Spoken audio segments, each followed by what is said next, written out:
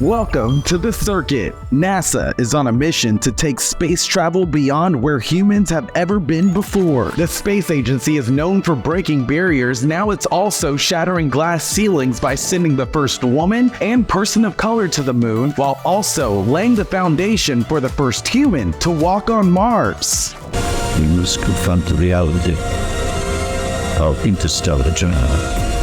And it's the women of NASA's Artemis program that are paving the way for this new generation of space exploration. There are quite a few women working in the space program.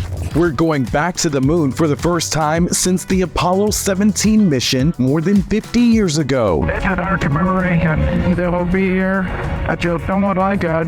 Come back to Iran again. The Artemis program has 5 missions to create a new lunar space station. The ultimate goal is to make it easier to send humans to Mars one day. In your face, Neil Armstrong. The next mission, scheduled for November 2024, will take 4 astronauts around the moon in 10 days. And by December 2025, Artemis 3 is expected to make history, landing the first woman and person of color on the moon. Behind all the spacecraft and technology, engineers at Northrop Grumman are building the rockets. Meet Erica Sandoval, a program manager at Northrop Grumman. Her job is to make sure anyone sent out into space makes it back safely. Our launch abort motor is part of the launch abort system, which sits atop the Orion crew capsule.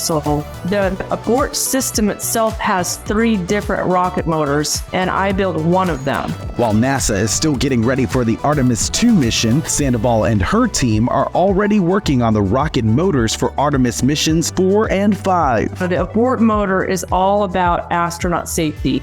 And to be able to have your fingerprints in space, and keeping the astronauts safe, and it's just so inspiring. During the Apollo 11 launch back in 1969, NASA's Joanne Morgan was the only woman engineer working in Firing Room 1 of Kennedy's Launch Control Center. Now, a third of the Artemis team are women, and just this year, NASA announced their first female launch director, Charlie Blackwell Thompson. So much has changed since the Apollo program. During the Apollo 11 launch, we had one woman out of 400 engineers in the room. And I look at our team today, it's much more a reflection of the world that we live in.